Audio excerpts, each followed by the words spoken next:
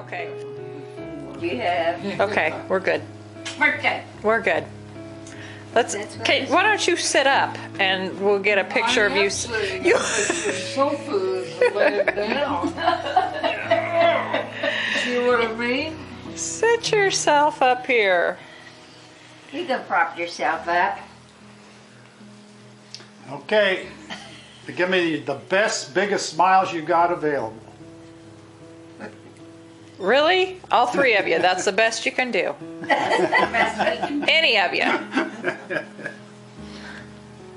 There's Butch. Okay. Hi, Butch.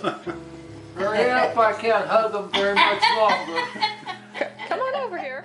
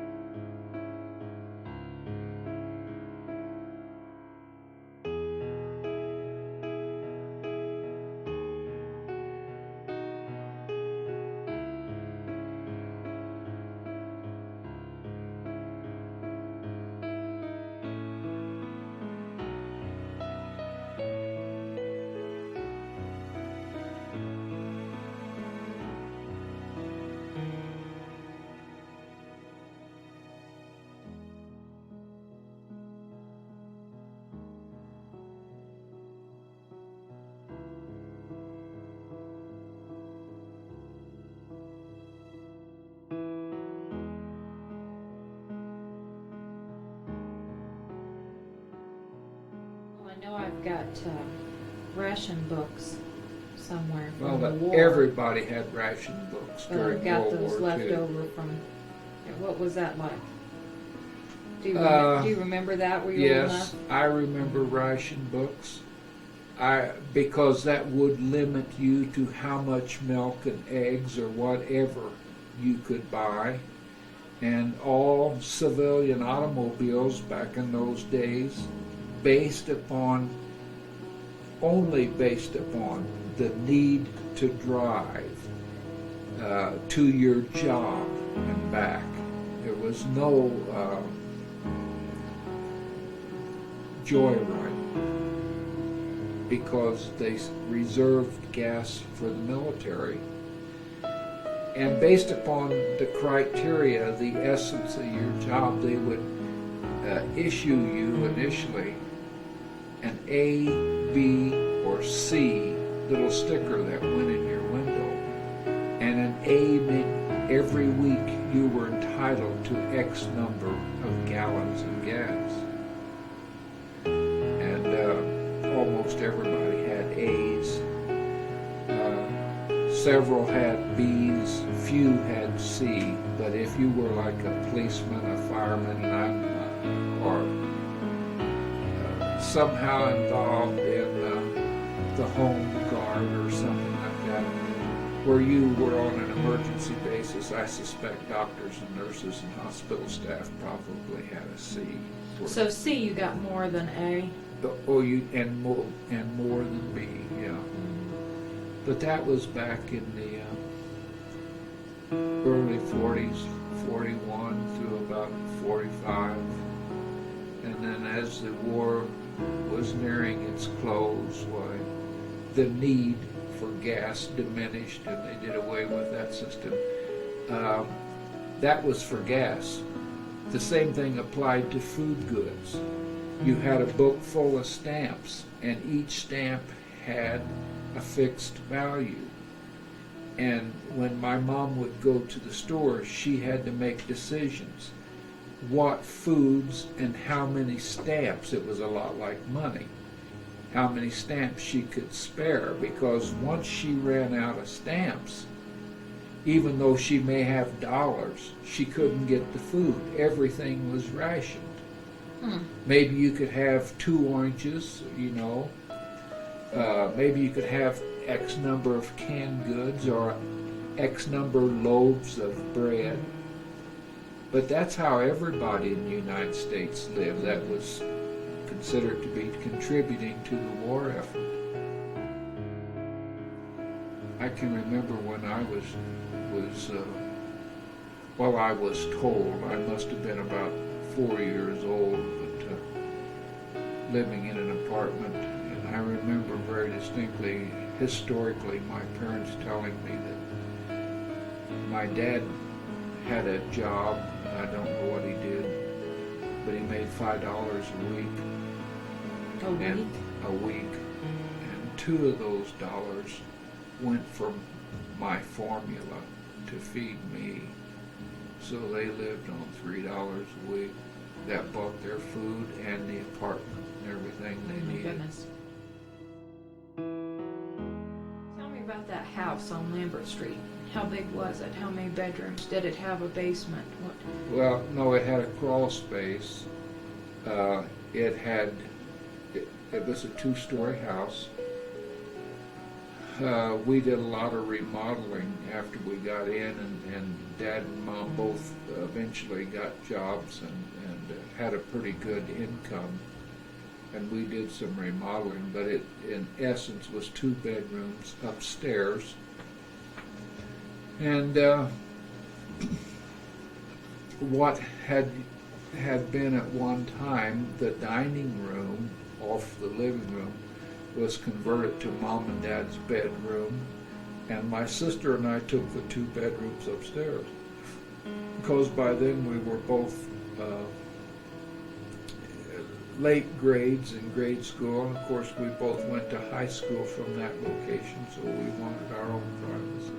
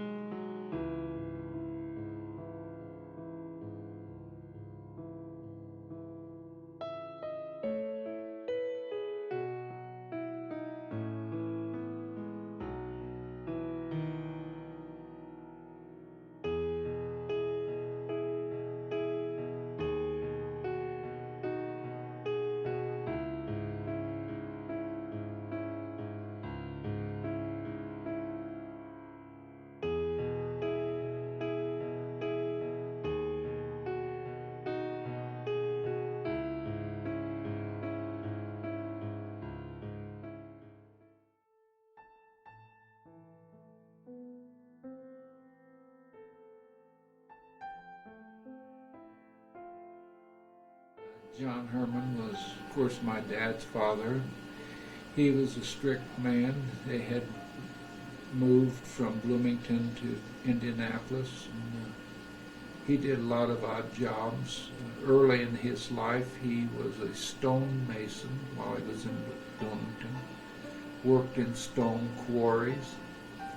And the thing that he was always the most proud of, that he told us, that much of the stone that was used in Washington, D.C. for a number of the major governmental buildings, he helped hew out of rock that was shipped to Washington because the southern part of Indiana had a very fine grade of limestone. And they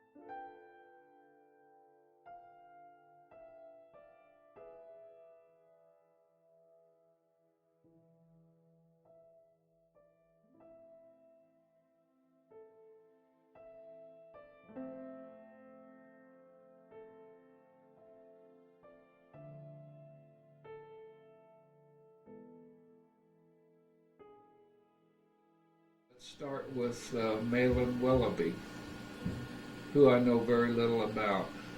Well, what do you remember about him? Willoughby was on my mother's side. She was Mahlon's daughter.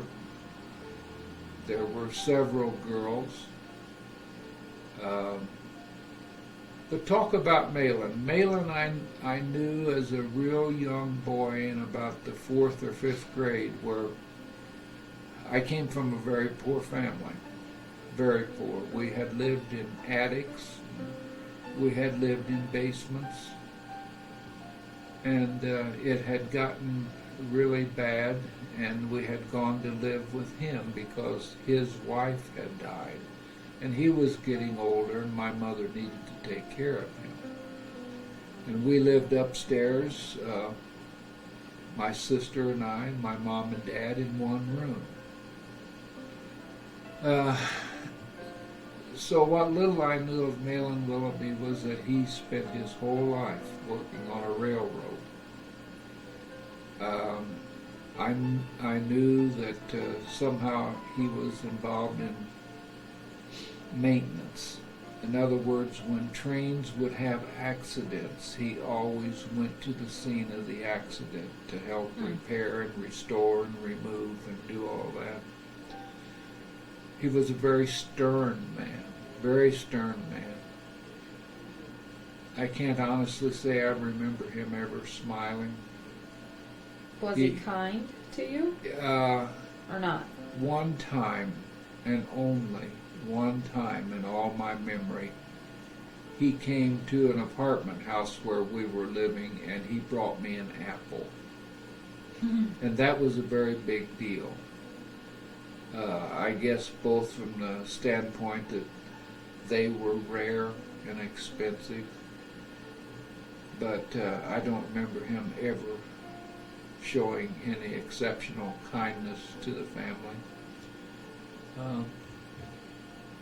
As it turned out, Malin owned several pieces of property, and after about a year living with him, he had given my mom and dad one of his properties at 1725 Lambert Street in Indianapolis. Oh, that was his? That was his. I didn't He know built that house, or had it built, and that was the first time that my family ever had an opportunity to really step through the door and out of poverty. And then Malin, because he was an aged fella, and I don't know how old he was when he died, but he had to come live with us, and he grew senile and passed away.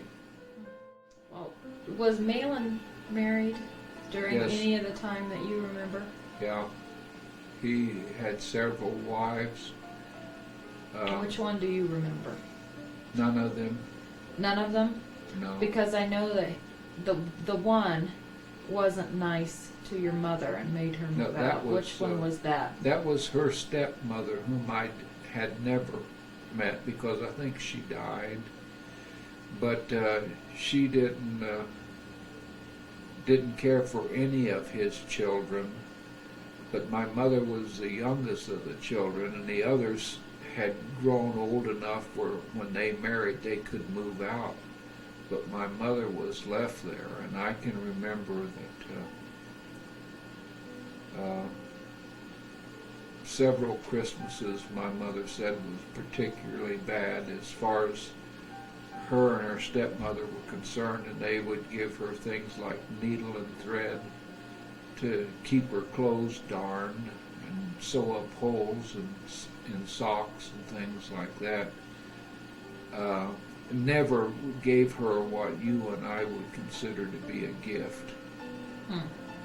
And I suspect a lot of that, reflecting back on those days and those times, had to do with hard times because nobody had any money back then.